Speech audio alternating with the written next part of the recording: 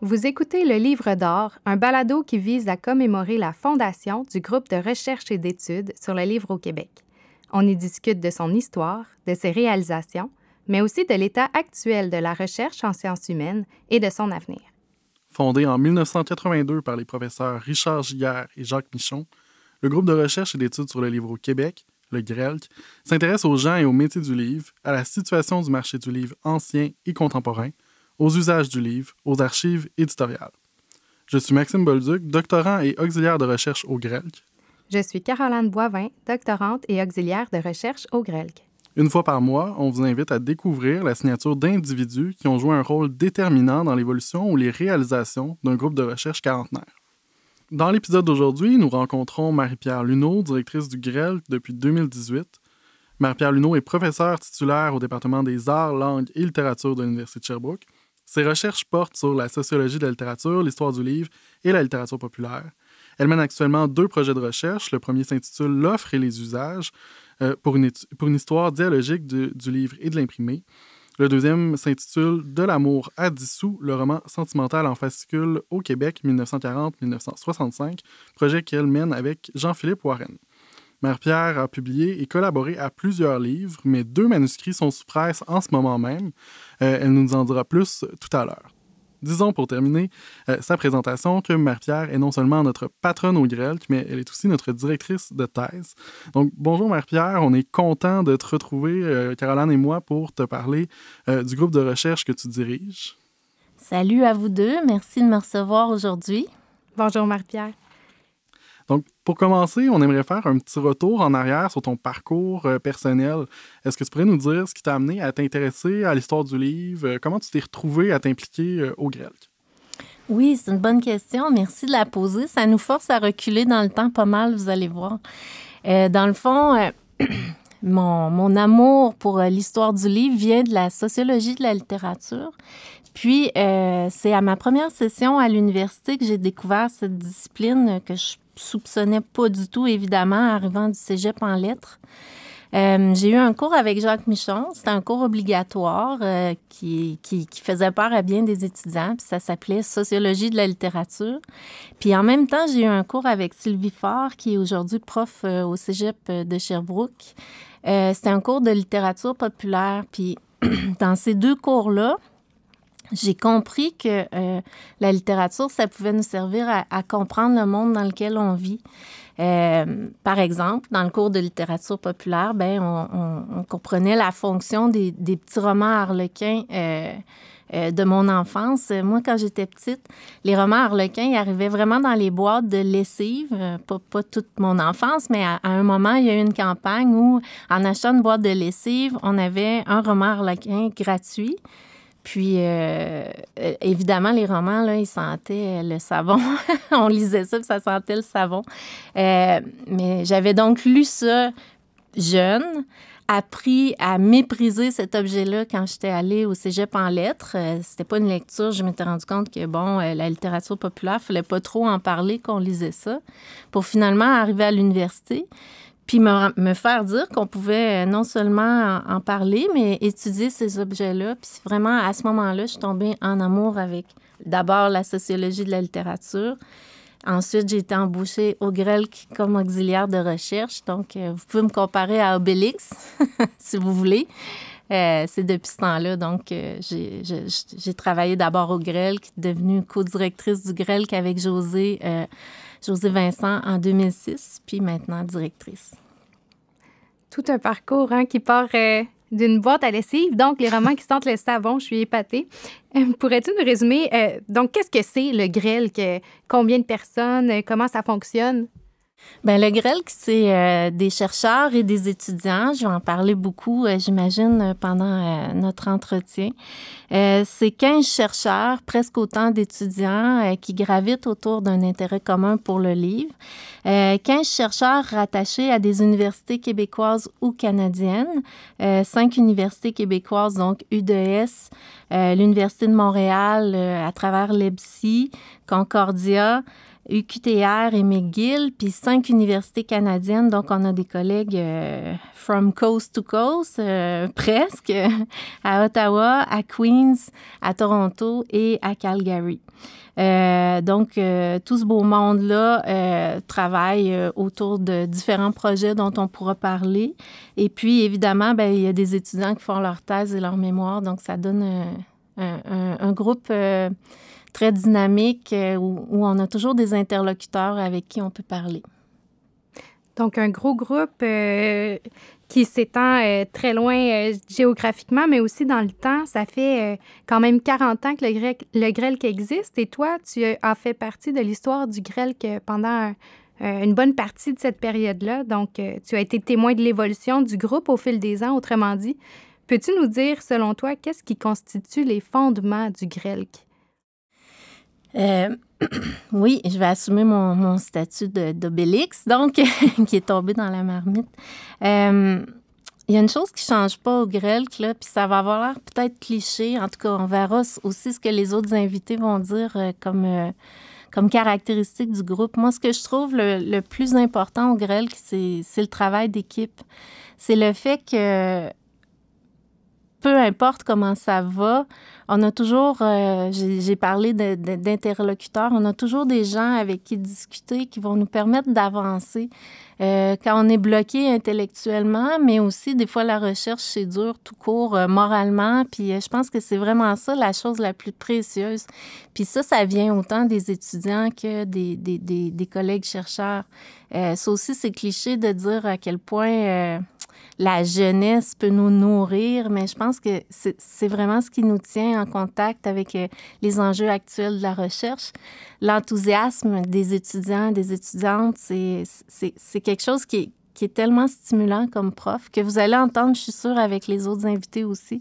C'est la caractéristique fondamentale.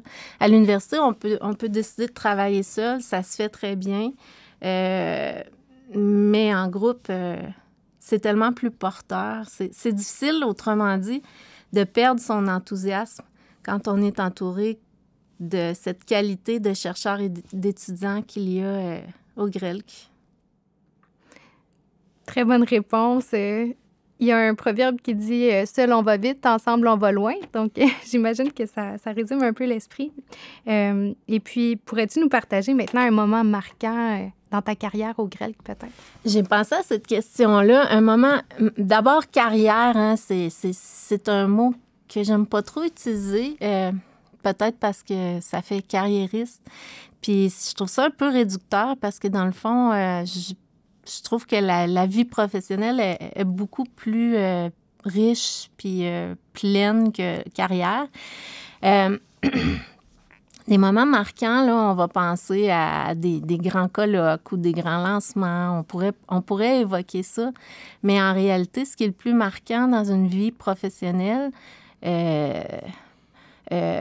face à laquelle j'espère je ne suis pas arrivée au bout d'eux, là. Il me reste encore des choses à vivre aussi. Mais ce qui est le plus marquant, c'est vraiment les rencontres. Encore une fois, c'est l'être humain dans le groupe qui est important.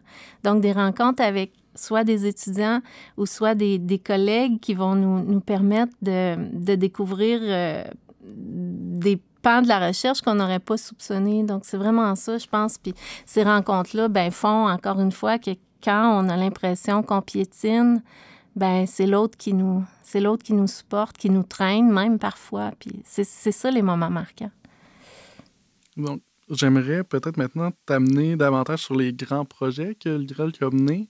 On va en avoir une bonne idée là, dans la série de podcasts qu'on est en train d'enregistrer, mais pendant les 40 dernières années, il y a eu plusieurs grands projets d'envergure, comme l'histoire de l'édition littéraire au 20e siècle. Il y a encore eu le dictionnaire historique des gens du livre au Québec, donc un projet qui touche à sa fin. Donc, on peut dire que le GRELC, c'est un groupe là, qui a une bonne épaisseur d'archives. Comment, toi, tu conçois ton rôle de directrice là, qui est à la tête d'un groupe de recherche là, qui a une certaine longévité comme ça? Et ça, c'est une bonne question. Je pense que mon rôle, c'est vraiment, encore une fois, de mettre de mettre en contact, de créer la synergie entre les chercheurs, de m'assurer qu'il y a un vrai travail d'équipe qui se fait. Et puis ça, je pense qu'en ce moment, on a vraiment justement cette synergie-là qui fait que plusieurs chercheurs sont impliqués dans plusieurs projets ou colloques. Donc, de faire travailler les gens ensemble. Puis aussi peut-être, mais je veux pas avoir l'air prétentieuse, mais d'essayer d'identifier c'est quoi les trous dans la recherche. Moi, il n'y a rien qui me rend plus heureuse que de trouver quelque chose qui n'a pas été fait et qui doit être étudié, parce que c'est pas parce que ça n'a pas été fait qu'il faut le faire, là. Ça peut être juste un sujet plate, puis on s'en occupe pas. Mais de découvrir qu'il y a tel aspect, par exemple, dans l'histoire de l'édition, qu'on n'aurait pas soupçonné. Puis c'est de construire la recherche sur ce que les autres ont fait. Tu évoques, Maxime, le grand projet d'histoire de l'édition. Vous allez en reparler aussi dans d'autres podcasts. Sans ce projet-là, on ne pourrait pas aujourd'hui faire la recherche qu'on fait au GRELC. Donc ça, c'est fabuleux de pouvoir s'appuyer sur les épaules des géants qui étaient des gens comme Jacques Michon pour pouvoir maintenant creuser d'autres aspects. Et puis, vraiment plus particulièrement en tant que directrice, là, quelles sont les responsabilités liées à la direction d'un groupe de recherche qui t'interpellent le plus? Là? Qu'est-ce que tu aimes le plus, en fait, au quotidien dans ton travail? Est-ce que je peux commencer par ce que j'aime le moins, qui va être sûr, encore une fois tellement prévisible? L'administration, les budgets, je déteste faire ça. Et aussi gérer la logistique des locaux. Hein, Maxime? On manque de place en ce moment au GRELC, que la bibliothèque est pleine. C'est des choses que face auxquelles je peux procrastiner pas mal. Ce que j'aime le plus, encore une fois, c'est de voir l'étincelle dans les yeux des étudiants, dans les yeux des chercheurs quand on réussit à accomplir certaines choses. Il y a c'est le fun, la recherche. Il y a des moments difficiles. Je l'ai dit aussi, il y a des moments où on piétine, mais par exemple, quand le dictionnaire des gens du livre va sortir, qui est un projet de tellement longue haleine, qui a nécessité tellement de collaborateurs, puis tellement d'années d'efforts, de rigueur, de discipline, ben ça va être un moment où je vais être contente. Puis l'impression aussi que le groupe, vraiment pas moi, la directrice, mais que le groupe remplit des lacunes dans la recherche, accomplit des choses, laisse un legs en histoire du livre au Québec. C'est là où on est heureux puis on dort bien le soir. Puis justement, donc en parlant de ces lacunes-là, ces vides-là que le groupe de recherche veut remplir, selon toi, là, en tant que directrice du GRELC, ce serait quoi les enjeux actuels pour un groupe de recherche? Puis c'est quoi les défis auxquels la prochaine génération en histoire du livre là, va devoir faire face? Ça, c'est une super bonne question. Hein? Puis c'est les défis que tous les groupes en sciences humaines vont rencontrer, je pense. Je pense qu'il y a 3 défis majeurs. C'est comme en entonnoir, là, du plus grand au plus petit. Le premier défi, c'est toujours de convaincre de l'utilité des sciences humaines dans notre société. J'ai envie de dire particulièrement au Québec, mais bon, c'est peut-être comme ça ailleurs aussi. Puis on l'a vécu avec la pandémie. On a vu à quel point, les scientifiques étaient respectés, le discours scientifique avait beaucoup de place et puis c'est tout à fait légitime, en fait. Puis pourtant, pendant la pandémie, on n'a jamais autant consommé de littérature, de films, de culture, en fait. Moi, sur Twitter, j'ai vu passer des gens qui parlent pas de livres ou de lecture normalement, là, qui tout à coup sur Twitter se suggéraient plein de choses. Donc, on voyait bien que c'était là un refuge. Et on sait que donc la recherche sur le livre ou sur la culture est importante puisque c'est important socialement.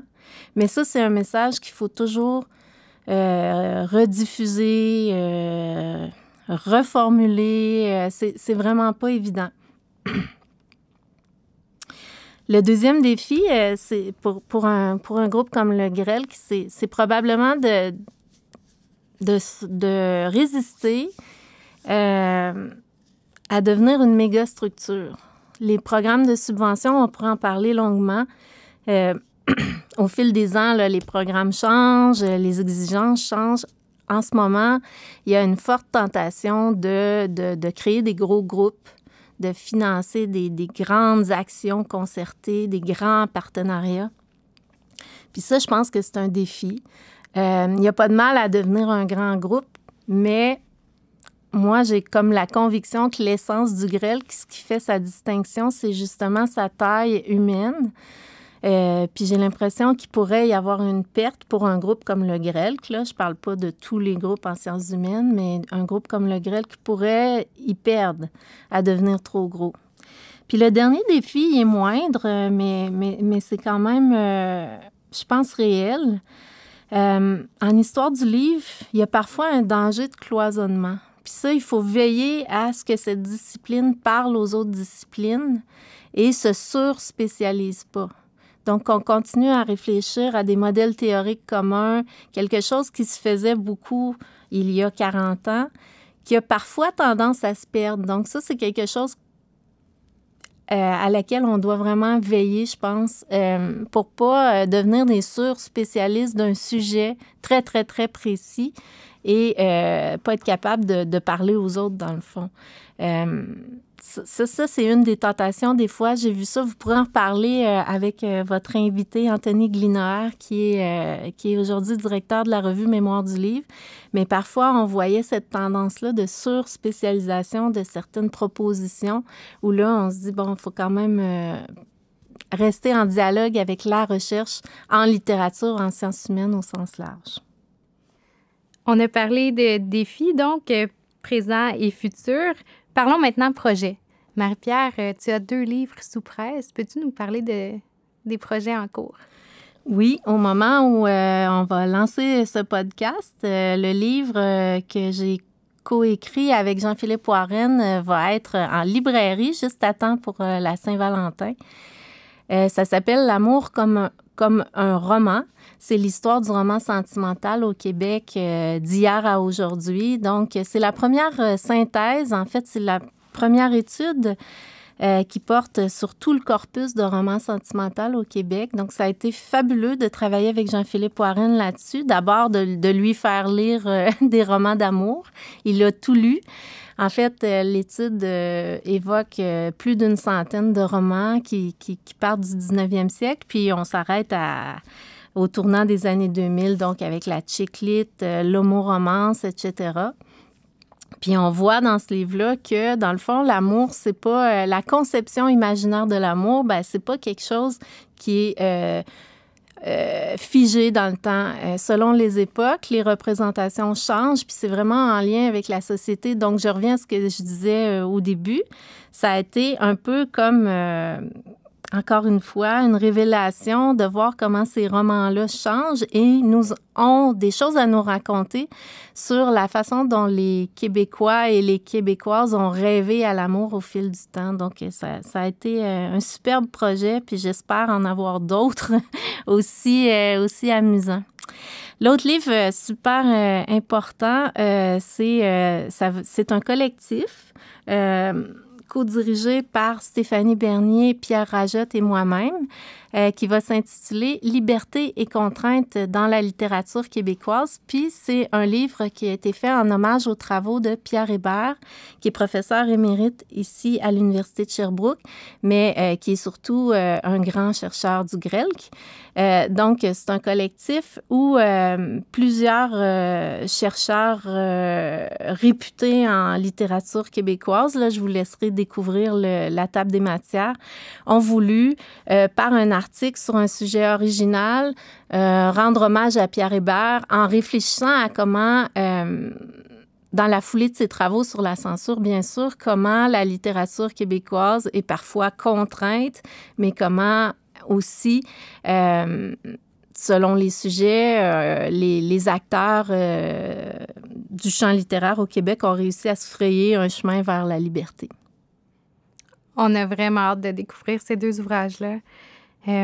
Puis finalement, donc, ça sera une grosse année en publication et une grosse année aussi pour le 40e du GRELC, bien sûr. C'est ce que cette série balado souligne après ma barre. Donc, pourrais-tu nous donner un avant-goût des célébrations qui vont être organisées cette année? D'abord, on espère qu'on va être capable de faire des lancements en présentiel pour célébrer les nombreuses publications qui s'en viennent. On a évoqué tantôt le dictionnaire des gens du livre. Il est actuellement en révision linguistique, donc il devrait sortir en 2022. Ça aussi, ça sera... puisque c'était un grand projet collectif du GRELQ, je pense que ça pourra être un événement très rassembleur.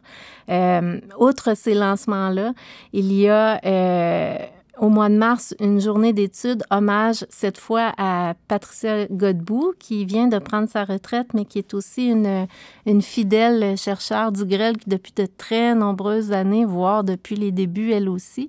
Donc là, il y aura cette journée-là et différentes journées d'études là, à travers l'année. En fait, je vous inviterai à surveiller nos réseaux sociaux. Maxime, qui est là, va se faire un plaisir de publiciser les différents événements. Marie-Pierre Luneau, on aimerait te remercier chaleureusement de nous avoir livré ta vision du GRELQ. Avant de se quitter, on t'invite à signer le livre d'or du GRELQ en nous livrant une phrase ou une citation qui, pour toi, résume l'esprit du groupe de recherche. Donc, les mots de la fin t'appartiennent. Oui, encore là, j'ai peur de sonner cliché, mais la seule phrase qui me venait en tête, c'est tellement terrible, c'est « l'union fait la force », mais je veux pas signer le livre d'or du GRELQ avec une phrase aussi convenue. Ce que j'ai donc envie de reformuler en disant, quand on travaille au GRELQ, ta faiblesse, c'est la force de l'autre. Donc, c'est vraiment comme ça que je vois la vie du groupe, c'est-à-dire qu'à chaque fois que tu as un petit coup de mou dans le genou, ben il y a quelqu'un d'autre qui a la force, soit morale ou la capacité intellectuelle de faire des choses que toi, tu n'as pas. Donc, c'est vraiment là-dessus que je signe le livre d'or du GRELQ. Ta faiblesse, c'est la force de l'autre. Merci beaucoup, Marie-Pierre. Merci, Marie-Pierre. Merci à vous deux. Cette série de balados est réalisée en collaboration avec l'École de musique de l'Université de Sherbrooke. La captation a été réalisée par Ismaël Chagnon et l'indicatif musical a été composé par Valérie Lambert-Fréchette.